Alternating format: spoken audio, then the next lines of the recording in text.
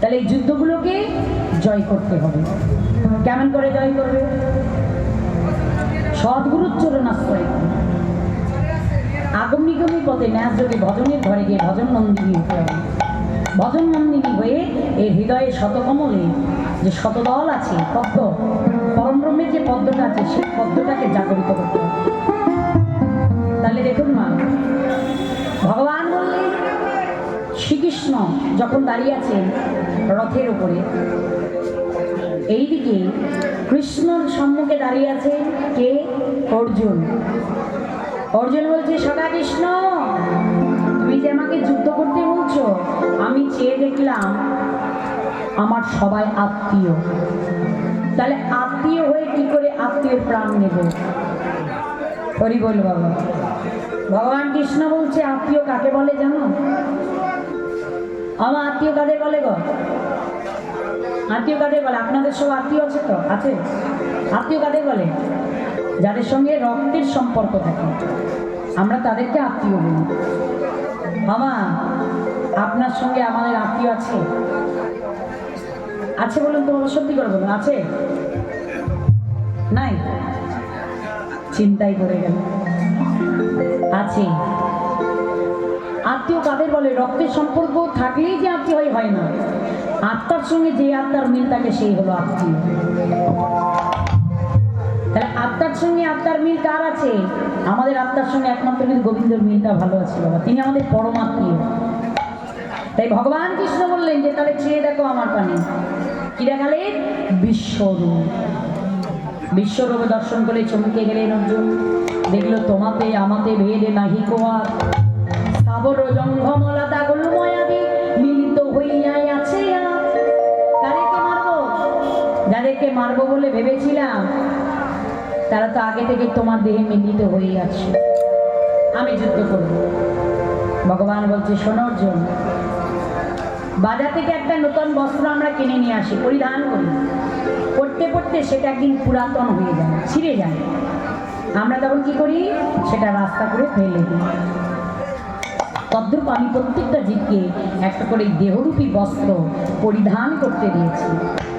পরিধান করতে করতে যেদিন এই বস্ত্রটা পুরাতন হয়ে যাবে আত্মার কাছে, কথাটার মধ্যে তাৎপর্য আছে। আপনার দেহটাকে বয়স্ক জীর্ণশীর্ণ মানেই মনে করেন না যে আমার দেহের বয়সটা বর্ষণটা খারাপ হয়ে গেছে, এটা নয়। যেদিন ওই আত্মাটা, ভিতরে আত্মাটা মনে করবে এই দেহর বস্ত্রটা আর ভালো লাগছে না, সেদিন কিন্তু ওই আত্মাটা কি করে? খাঁচাটা বদল করে দেয়। আমাদের তখন কি হয়? মৃত্যু হয়ে যায়। আচ্ছা বাবা, মানুষ মরে কেন? মানুষের মৃত্যু হয় কেন? এত সুন্দর স্বাদের বাড়ি গাড়ি ধন সম্পদ করছি, তাহলে তো আমরা বেঁচে থাকলেই পারতাম। কিন্তু না, আমাদের মৃত্যু কিন্তু হচ্ছে। কেন হচ্ছে? কারণ আছে। আমা বৈজ্ঞানিক মতে বলে, পৃথিবীর ভারসাম্য বজায় রাখতে নাকি মানুষের মৃত্যু হবে। মানে সবাই যদি বেঁচে থাকে, সবাই যদি বেঁচে থাকে, তাহলে পৃথিবীতে একটা ভারসাম্য আছে, রক্ষা হবে না, যার জন্য মৃত্যু হয়। এটা বৈজ্ঞানিক মতের কথা। কিন্তু একটা কথা বলুন, শাস্ত্রের মতে একটু মিলিয়ে দেবেন তো। শাস্ত্রে বলছে, সৃষ্টির সময় যখন পৃথিবীর সৃষ্টি হয়, তখন যতগুলো পরমব্রহ্ম সৃষ্টি করেছিলেন ভগবান, ততগুলো পরমব্রহ্ম আজও আছে। একটা কমেও নেই, একটা বাড়েও নেই। তাহলে মা, একই যখন রয়েছে, তাহলে মানুষ তো মরছে কেন জানো? তার কারণটা বলি। মানুষের মৃত্যু হয় নতুন পাওয়ার আশায়। আপনাদের এখান তো বাজার হাট, কত সুন্দর বাজার, আপনারা ভালো বুঝবেন। ধরুন আমি বাজারে গিয়ে এক প্যাকেট হলুদ নিয়ে এলাম, বলুন তো মায়েরা, ওই এক প্যাকেট হলুদ কিনে আপনার সারা জনম যাবে? যাবে না, আবার কিনতে হবে। হয়তো বাজারে গিয়ে আমি একটা নতুন বস্ত্র বা একটা জুতো জোড়াই নিয়ে এলাম, ওই জুতো জোড়াতে আমার সারা জনম যাবে? যাবে না, আবার কিনতে হবে। প্রত্যেকটা জিনিস কিনে নেবে, দোকান বাজার থেকে যা কিছু আমরা কিনে আনি, কিছুদিন বা কিছু বছর পরেও শেষ হয়ে যায়, নষ্ট হয়ে যায়, আবার বাজারে গিয়ে কিনতে হবে। যার জন্যই বাজারগুলো বসেছে, মানুষ আসবে আর কিনে নিয়ে যাবে। আর সবাই যদি একবার কিনে নিয়ে চলে যায়, আর যদি না আসে, বাজার হাটগুলো চলবে? চলবে না। তাহলে দেখুন মা, ভগবান বলছেন, আমি বৈকুণ্ঠে একটা বাজার খুলেছি, যে বাজারে দেহ বিক্রি কিনি হয়, এই দেহটা ওখানে এরকম আমাদের মতো দেহ অনেক আছে বাবা। তাই যখন এই আত্মাটা খাঁচা বদল করে তখন ওই বৈকুণ্ঠে যায়, আবার একটা নতুন বস্ত্র পরিধান করবে করে। কেন? এই জন্মে পেয়ে যে হেলাই অবহেলাই আমাদের জন্মে চলে গেল, আবার যদি নতুন কোনো জন্ম হয় সে জন্ম পেয়ে আবার নতুন ভাবে আমরা ভজনে সদন করিব। হরি বল হরি বল। তাহলে মানুষের মৃত্যু হয় নতুন কিছু পাবার আশায়। তাহলে সেই মৃত্যু ভয়কে ত্যাগ যারা করতে পারে, মানে ভয়টাকে ভয় ভাবলে হবে না, নূতনে পাওয়ার আশার চেতনা যদি আনতে পারো তবেই তার হৃদয় কমল জাগরিত হয়। তাই এই জাগরিত করার জন্য এই মায়ার সংসারে কামনা বাসনা মনার সঙ্গে যুদ্ধ করতে হবে, যুদ্ধে দেহটাকে জয়ী করতে হবে, তবেই হবে জাগরণ। তাহলে সেই লীলা আস্বাদন করবো। এরপর হচ্ছে কি রসদগান। তাহলে রসদগান যখন শুরু হবে তখন আমি রসদগানের ব্যাখ্যাটা করে দেবো। এখন আমরা জাগরণ করি কেমন? রাধা গোবিন্দকে জাগাতে হবে। রাই কেন দুজনে নিজ মন্দিরে শয়নে আছে, আর যখন শয়ন করে আছে যোগমায়া পূর্ণমাসী যোগাযোগকারী তিনি কি করলেন? আজকে সময় বুঝে রায় মন্দিরে প্রবেশ করলেন। আমার ভগবতী দেবী সময় সে জানি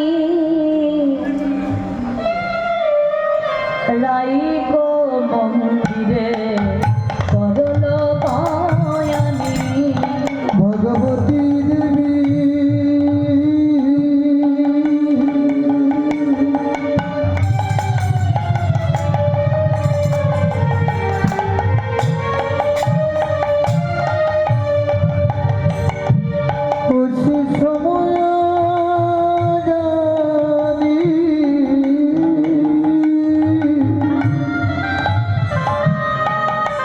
রাই গো মন্দির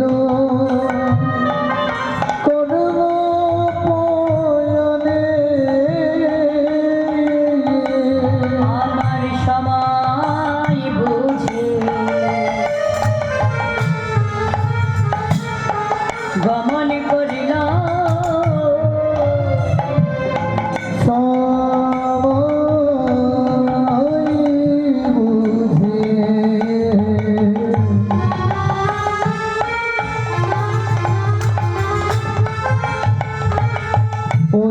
গমন করিল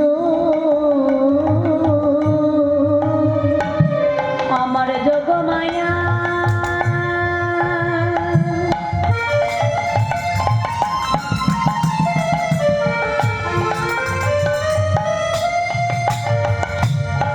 পূর্ণমাসী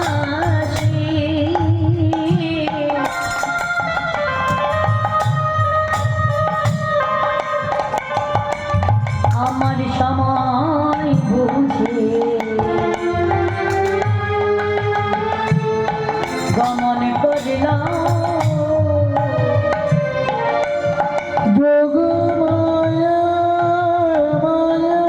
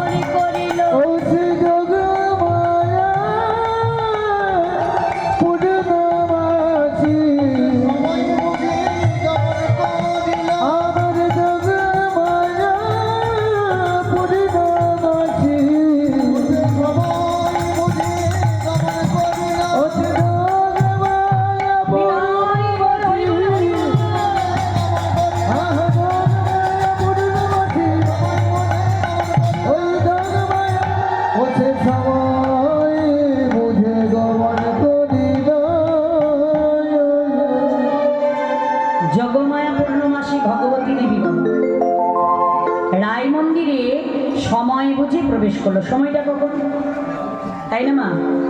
রাধারানী হলেন গোবিন্দ ভজন নন্দিনী, তাহলে ভজনের ঘরে যেতে গেলে কোন সময় যাবে গো? সময়টা হলো সকালবেলা, কথায় আছে না